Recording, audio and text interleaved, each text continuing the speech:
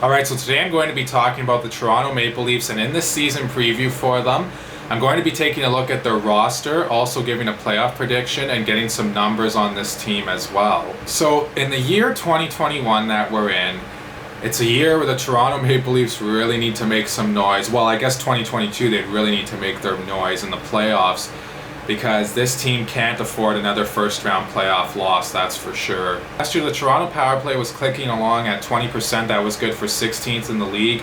Their penalty kill was 78.5%. That was 24th in the league, so not great there. Goals for, they had 186, and goals against, they had 148. They were 6th in goals for and 7th in goals against. And for the Leafs being 7th in goals against, with their penalty killing not being great, that goes to show that they actually defended very well 5-on-5 for a team that gets maligned about how bad they are defensively. Speaking of 5-on-5 play, Toronto was a wagon at scoring goals 5-on-5 last year. Their power play was pretty mediocre, but yet they were still 6th in the league for goals for. Alright, so let's get to their lineup now. On the first line, I have Nick Ritchie, Auston Matthews, and Mitch Marner playing together. And Nick Ritchie, the new addition they brought in from Boston, is not a great skater. He's not as fast as Hyman, so I don't see him as a guy that's going to be hunting pucks down. I was even squeamish about putting him on this top line with Matthews and Marner. I don't know if he can really keep up with them. He's more good around the net. You got to get him in that 10-foot radius or so of the goal, and have him hang on to pucks too and be that big body presence for Toronto. He's not going to be beating too many guys in foot races, that's for sure. For Matthews and Marner, these two guys have proven everything they need to in the regular season. Now it's all about the playoffs for them. As we know, last season against the Montreal Canadiens in the first round, a big reason why the Leafs blew that 3-1 series lead was because of their lack of production out of those two. They got good production down the lineup. And even the playoff whipping boy, William Nylander, he was great for them last year. So Matthews and Marner, they definitely shoulder a lot of the blame for why the Leafs lost. Second line, I have Mikheyev, Tavares, and Nylander. I really like this line for Toronto. Ilya Mikheyev has great speed, very underrated speed. He's one of the faster guys I've seen in the league. Tavares, great calming presence on that line. He's good for 30 goals usually every year. And William Nylander, look for him to hit 30 at least this year as well. Third line now, and this is where it gets interesting. We have Alexander Kerfoot, Adam Brooks, and Ondrej Kase. And yes, I have Kerfoot playing at third line left wing. The youngster Adam Brooks, I think, will take that third line center position. Ondrej Kase, the addition they brought in from Boston as well, I think he's going to be a great player on that third line. He brings lots of speed. He's got a decent skill set as well. He can score you some goals. So the Leafs do have some dangerous guys in the bottom six. On the fourth line, I have Michael Bunting, Jason Spezza, and Wayne Simmons. And for Michael Bunting, he could be a guy that moves up and down the Leafs lineup. I could see him playing with Matthews and Marner, but I more than likely will see him playing probably in the bottom six. Well, Bunting's not a guy who's going to wow you with his skating. He's going to be giving you 110% every single night, and he's going to be hard on the forecheck, and that's something I think the Leafs will like. All right, let's shift to defense now. In the first pairing, I have Morgan Rielly with TJ Brodie. On the second pairing, I have Jake Muzzin and Justin Holl. And on the third pairing, I have Rasmus Sandin and Travis Dermott playing together. Let's skip to goaltending here. I have Peter Mrazek and Jack Campbell. I think Peter Mrazek is a good goalie, but is he an elite goalie? Because the knock on Carolina was always they're a great team, but maybe they don't have Stanley Cup winning goaltending. And now the guy that they said that about is in Toronto, the guy that's not a Stanley Cup winning goaltender, they say.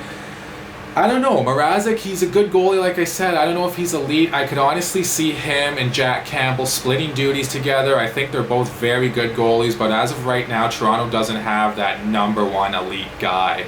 Alright, extras at forward, I have Josh Hosang, who I'll get to in a minute, Pierre Engvall, David Kampf, Nick Robertson, Joey Anderson, and Michael Amadio. And defensive extras, I have Timothy Liljegren, Alex Biega, and Carl Dahlstrom. Alright, so let's talk about Josh Hosang, like I said, for a little bit here. Josh Hosang is a guy who the New York Islanders kind of just gave up on. I mean, there was some talk that, he has attitude issues and stuff, but this guy has a great skill set, and I think the Leaf fans will be really surprised with what he can bring. As for his attitude issues, I mean, who knows? Maybe he just kind of got caught up in what teams had him pegged as. He was kind of known as a kid with an attitude coming out of the draft. But that was then when he was 18 years old. 7 years later at 25, hopefully he's matured. And hopefully he finds himself an NHL job finally, because a guy with Josh Hosang's skill set should be in the NHL. Also, I would not be surprised to see Nick Robertson beat out some of those guys in the bottom 6 that I mentioned. A lot of people have been saying, oh, the Leafs don't have a lot of depth this year. Well, I tend to disagree. I think Toronto has some good depth on the roster, but they have some great depth that's going to be playing for them in the American Hockey League this year. I think a lot of the guys that I mentioned as extras at forward and extras on defense could find themselves in the lineup, especially the guys at forward. Like I said, Nick Robertson, maybe even Josh Hosang. I could really see Joey Anderson finally making it to the NHL here full time. Engvall too is a great option for the Leafs if need be. I don't know how much longer he's going to stay in Toronto. This is a guy who's probably really itching to play, and maybe even finds himself traded out of Toronto this year. Who knows? Add David Kampf in that list too. Like I said, the Leafs have great depth. I don't think that should be anything to worry about. It's just a matter of, will their star players produce at the right time? Alright, now for a playoff prediction for the Toronto Maple Leafs. Yes, the Leafs are absolutely a playoff team. There's no question about it. I know there's been a lot of negative Leaf fans out there saying, oh, we're not even going to make the playoffs this year. No, I totally disagree with them. For Toronto, it's not a matter of, are they going to make the playoffs or not? It's a matter of, are they going to get out of the first round? And are they going to get out of the first round this year? I mean, I really can't say. Obviously, we don't know what's going to happen. Toronto, well, I don't think they're going to be like a powerhouse on top of the Atlantic Division. I think they should be able to crack the top 3. I think they are a better team than the Boston Bruins right now.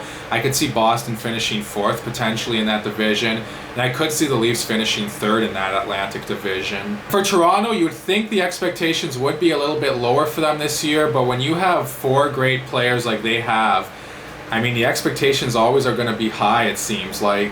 And the Leafs have some decent depth as well. This should be a team, at least on paper anyways, that contends for a Stanley Cup. But because they've disappointed so much, I think we have to kind of take it one step at a time with them. They're definitely a playoff team, like I said. They should be 3rd in the Atlantic Division, and then we'll see where they go from there. Leafs taking the next step is going to depend huge on guys like Auston Matthews and Mitch Marner.